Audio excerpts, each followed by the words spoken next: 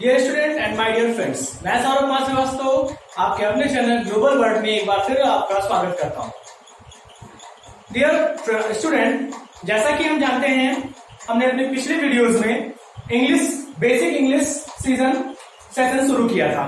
जो first session है शुरुआत हुई थी, उसमें हमने सीखा था अल्फाबेट के बारे में, अल्फाबेट से रिलेटेड लेटर्स के बारे में, वोवेल के बारे में, कॉन्सोनेंट के बारे में, और इसके अलावा जैसे व्हाट इज लैंग्वेज, लैंग्वेज क्या होती है, ग्रामर क्या होती है, लेटर क्या होते हैं, वर्ड क्या होते हैं, इन सबको हमने जाना था। इसके अलावा कुछ एग्जाम्स के टिप्स भी दिए गए थे, वो सारी चीजें आपने नोट डाउन की थी। उसी क्रम को आगे बढ़ाते हुए बेसिक इंग्लिश सेशन में हम फिर आगे बढ़ते हैं और जानते हैं, आगे आता है हमारा नेक्स्ट सेगमेंट सेंटेंस का।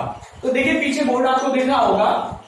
सेंटेंस मतलब हिंदी में वाक्य होता है। डेफिनेशन लिखी हुई है, a sentence is a group of words in a certain order that gives complete sense is called sentence. Means sentence is a group of words. Sentence क्या होता है? Group of word होता है in a certain order. Certain order का मतलब होता है एक निश्चित क्रम में, मतलब इधर उधर ना होने पाए क्रम। That gives जो कि देता है complete sense, एक complete sense means पूर्ण अर्थ व्यक्त करता है। मतलब वाक्य क्या होता है? वाक्य शब्दों का ऐसा समूह होता है जो एक निश्चित क्रम में होता है और पूर्ण अर्थ व्यक्त करता है। जैसे सच एग्जाम्पल दिया गया है, he is going to Kanpur, वह कानपुर जा रहा है। Anil has two sons, Anil के दो पुत्र थे। अब फिर से एक बार रिपीट करता हूं, सेंटेंस क्या होता है? ग्रुप ऑफ वर्ड होता है, सर्टेन ऑर्डर में होता है और एक कंप्लीट सेंस मींस पूर्ण अर्थ व्यक्त करता है। मतलब शब्दों का ऐसा समूह जो एक निश्चित क्रम में हो और पूर्ण अर्थ व्यक्त करे, वाक्य कहलाता है। जैसे वह कानपुर जा रहा है, अनिल के दो लड़के हैं या दो पुत्र हैं। आगे बढ़ते हुए हम जानते हैं फ्रेज। दूसरा जो हमारा फैक्ट आता है वो है आपका फ्रेज। फ्रेज क्या होता है? फ्रेज को हिंदी में वाक्यांश बोलते हैं। अब वाक्यांश होते क्या है? लिखा हुआ है, phrase is a group of word in a certain order but doesn't give complete sense. Means phrase क्या होता है? फ्रेज ग्रुप ऑफ वर्ड तो होते हैं इन ए सर्टेन ऑर्डर, एक निश्चित क्रम में, बट क्या होता है? ये कंप्लीट सेंस मतलब वाक्य का पूर्ण अर्थ नहीं देता। मींस ये पूर्ण अर्थ को व्यक्त नहीं करता है। इसमें ग्रुप ऑफ वर्ड भी होता है, सर्टेन ऑर्डर भी होता है, परंतु क्या होता है? ये ग्रुप ऑफ वर्ड मतलब कि ये कंप्लीट सेंस व्यक्त नहीं करता है। क्या कहलाता है? फ्रेज कहलाता है। फिर से एक बार देख लेते हैं, शब्दों का ऐसा समूह जो एक निश्चित क्रम में होता है लेकिन पूर्ण अर्थ व्यक्त नहीं करता है, क्या कहलाता है? वाक्यांश कहलाता है। जैसे this father under the tree into the river, ये वाक्य के प्राय अंतर प्रयोग किया जाता है और वाक्य को पूर्ण करता है। ये तो इतनी बातें क्लियर हो गई। हमेशा की तरह इस बार भी आप कॉपी और पेन लेके बैठिए और इनको नोट डाउन कर लीजिए, या आप दूसरा तरीका भी अपना सकते हैं, वीडियो को पॉज करके स्क्रीनशॉट ले सकते हैं। ठीक, जैसा भी आपके समझ में आए। बेस्ट तरीका तो यही है कि आप इसको कॉपी में नोट डाउन करिए।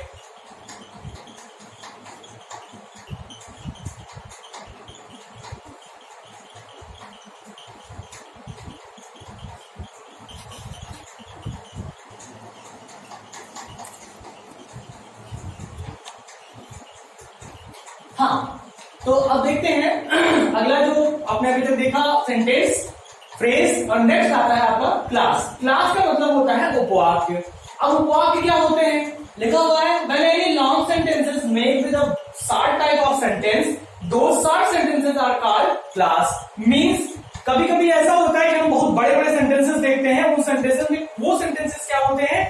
कई छोटे छोटे वाक्यों को मिलकर बने होते हैं। वो वाक्य क्या कहलाते हैं? उपवाक्य कहलाते हैं। जैसे the thief had gone before police reached. यहां पे आप देखिएगा, द थीफ हैड गॉन, ये जो आपका दिया गया है, ये एक सेंटेंस ये है और दूसरा सेंटेंस आपका ये है। मींस दो सेंटेंसेस इसमें जुड़े हुए हैं। द थीफ हैड गॉन और पुलिस रीच्ड, दो सेंटेंसेस जुड़े हुए हैं। ये जो दोनों सेंटेंसेस आपस में क्या कहलाते हैं? ये दोनों सेंटेंसेस आपस में कहलाते हैं क्लास। ठीक, नेक्स्ट सेंटेंस में आपका दिया गया है, I saw a beautiful girl who was carrying a basket. I saw a beautiful girl who was carrying a basket. यहां पर भी दो सेंटेंसेस दिए गए हैं, दोनों सेंटेंस क्या मिलाकर एक बड़ा सेंटेंस बनाया गया, एक लॉन्ग सेंटेंस बनाया गया है। क्या हो गया दोनों सेंटेंसेस? ये आपस में दोनों सेंटेंसेस क्या कहलाए? क्लासेस कहलाए। एक क्लास ये होगी, एक क्लास होगी, मतलब दो क्लास मिलकर एक बड़ा वाक्य, एक लॉन्ग सेंटेंस बन गया। ठीक, एक बार फिर से मैं दोहरा देता हूं, क्लास क्या होता है? क्लास मतलब होता है उपवाक्य, उपवाक्य मतलब छोटे छोटे वाक्य। मतलब जब कोई बड़ा सेंटेंस छोटे छोटे वाक्यों से मिलकर बना होता है तो वो छोटे छोटे वाक्य ही उपवाक्य कहलाते हैं। जैसे मैंने एग्जांपल दिया कि पुलिस के पहुंचने से पहले चोर भाग चुका था या जा चुका था, तो यहाँ दो सेंटेंस है, एक पुलिस पहुंचती है और दूसरा चोर जा चुका है, तो दो सेंटेंस को एक किया गया, मतलब बनाया गया आपका बड़ा सेंटेंस है, दोनों अलग अलग सेंटेंसेस। पुलिस पहुंचती है और चोर भाग चुका होता है, दोनों सेंटेंसेस क्लासेस है। I saw a beautiful girl who was carrying a basket. मैंने एक सुंदर लड़की को देखा जो एक डलिया, सुंदर सी डलिया ली हुई थी। तो यहाँ एक सुंदर डलिया ली हुई लड़की और एक व्यक्ति ने देखा, तो यहाँ दो सेंटेंसेस हैं छोटे छोटे, ये दोनों क्लास कहलाते हैं। ठीक, अब नेक्स्ट आते हैं पार्ट ऑफ सेंटेंस पे।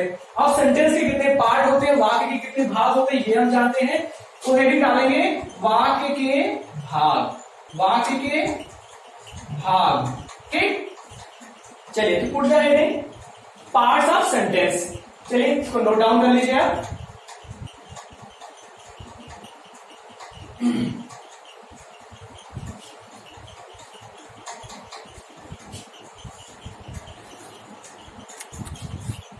तो चलिए अब हम देखते हैं वाक्य के भाग, मतलब वाक्य कई भागों से मिलकर बना होता है, तो वाक्य के कितने भाग होते हैं, सेंटेंस के कितने पार्ट होते हैं, इसको हम एक चार्ट के माध्यम से समझेंगे। सबसे पहले एक चार्ट बनाएंगे, तो आप कॉपी में एक चार्ट बनाइए, बड़ा सा पेज लेके स्टार्ट करते हैं सेंटेंस से।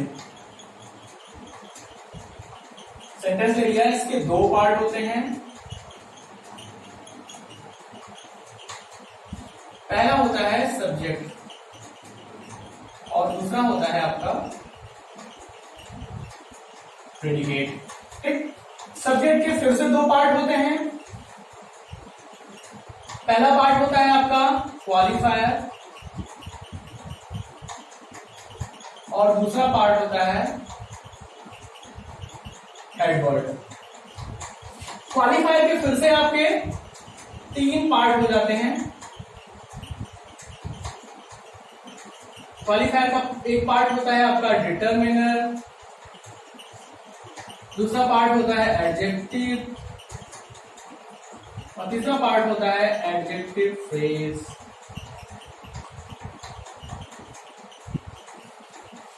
इधर प्रेडिकेट के ही पार्ट होते हैं, इसमें होता है आपका वर्ब, ऑब्जेक्ट और तीसरा होता है कॉम्प्लीमेंट। वर्ब के आपके फिर से पार्ट होते हैं, वर्ब दो होती है, एक होती है आपकी फाइनाइट और दूसरी होती है नॉन फाइनाइट। ऑब्जेक्ट के भी फिर से दो पार्ट होते हैं, एक होता है डायरेक्ट ऑब्जेक्ट, एक होता है इनडायरेक्ट ऑब्जेक्ट।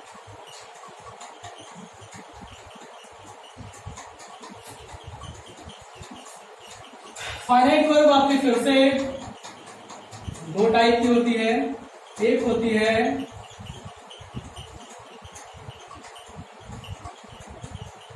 मेन वर्ब और दूसरी होती है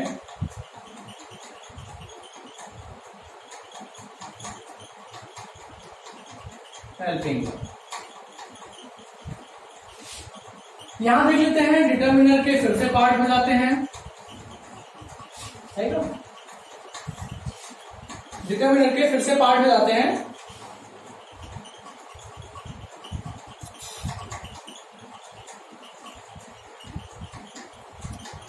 आर्टिकल,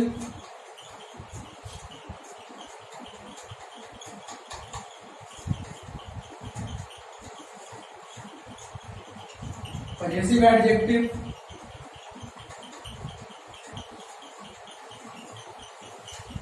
डेमोन्स्ट्रेटिव एडजेक्टिव,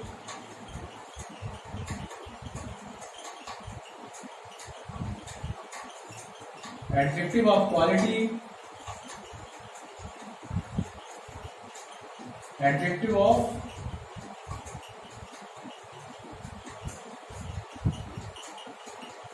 क्वांटिटी। और यहां मेन वर्ब के भी दो टाइप हो जाते हैं, एक होता है ट्रांसिटिव वर्ब, एक होता है इंट्रांसिटिव वर्ब।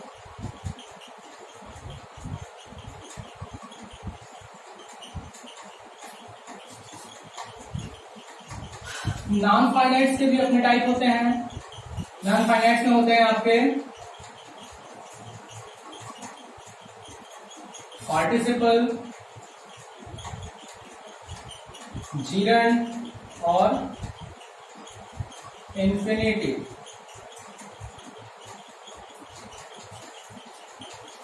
तो इस चार्ट के माध्यम से हम फिर से आपको यही पूरी चीजें आगे पढ़ाएंगे। इसमें सेंटेंस के मैंने बताया दो पार्ट, सब्जेक्ट और प्रेडिकेट। सब्जेक्ट का मतलब होता है कर्ता, या इसी को बोलते हैं उद्देश्य।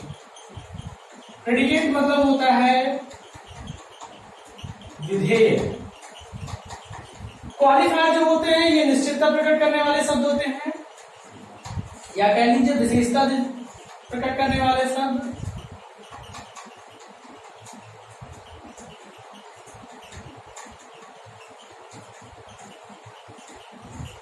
हेडवर्ड जो होता है ये मुख्य शब्द होता है, और ये नेक्स्ट है आपका डिटरमिनर, ये निश्चितता प्रकट करते हैं।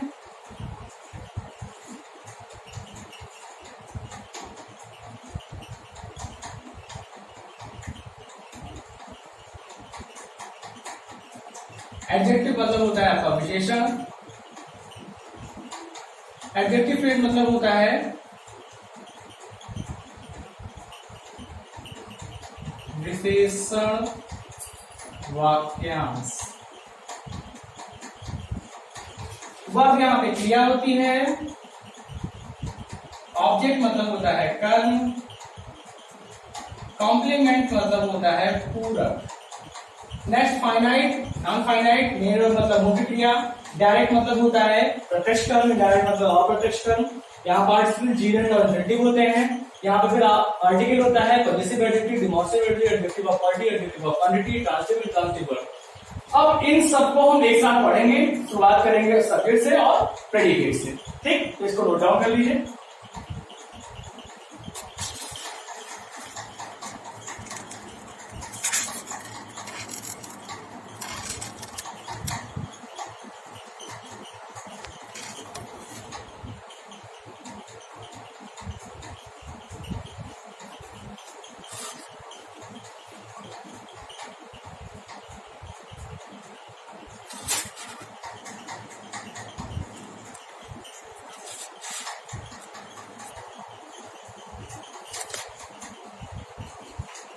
तो ऐसा है कि आपने शायद नोट कर लिया होगा इसको। एक बार फिर से मैं रिवाइज कर रहा हूँ। पार्ट ऑफ सेंटेंस, वाक्य का सेंटेंस दो प्रकार, subject, predicate, qualifier, headword, determiner, adjective, adjective phrase, article, possessive adjective, non adjective, adjective of quality, adjective of quantity. Predicate के फिर से तीन पार्ट होते हैं, verb, object, complement, finite verb, non finite. Object को दो टाइप, डायरेक्ट, इनडायरेक्ट, और finite verb के दो, मेन वर्ब और हेल्पिंग वर्ब। मेन वर्ब में इंट्रांसिटिव, इंट्रांसिटिव, और इधर नॉन फाइनाइट में पार्टिसिपल, जीरंड और इंफिनिटिव। इसको आप नोट डाउन करिएगा। कल से यही टॉपिक मैं स्टार्ट करूंगा, सेंटेंस के आगे सब्जेक्ट और प्रेडिकेट, फिर इसी को आगे बढ़ाते हुए हम आगे पढ़ते रहेंगे। तो आज हमने जो जाना, फाइनली एक बार फिर से रिवीजन करते हैं। आज हमने जाना सेंटेंस क्या होता है, सेंटेंस किसे कहते हैं, नेक्स्ट फ्रेज क्या होता है, फ्रेज के बारे में आपने जाना, क्लास के बारे में आपने जाना। उसके बाद आता है पार्ट ऑफ सेंटेंस। सेंटेंस को जितने पार्ट होते हैं हमने डिवाइड कर दिया, तो चार्ट बना लीजिए। इसको आप नोट डाउन करिएगा और धीरे धीरे इसी क्रम में हमारा आगे कोर्स बढ़ता रहेगा। ये केवल 9th, 10th, 11th, 12th की नहीं बल्कि आने वाले कंपटीशन एग्जाम के लिए भी बहुत इंपॉर्टेंट है। तो इसको आप अच्छे से याद रखिएगा और साथ में नोट डाउन करते चलिएगा। तो एक बार मैं फिर से आपका कहना चाहूंगा, मैं सौरभ कुमार श्रीवास्तव आपके ग्लोबल वर्ल्ड चैनल में आपका स्वागत करता हूं। आपका नए वीडियोस आने के लिए हमारे चैनल को सब्सक्राइब कीजिए, शेयर कीजिए, कमेंट कीजिए, और जो भी आपको दिक्कत हो या कोई प्रॉब्लम होती है तो कमेंट बॉक्स में आप उस कमेंट को लिखकर मुझसे पर्सनली पूछ सकते हैं। ठीक है, ओके, थैंक्स।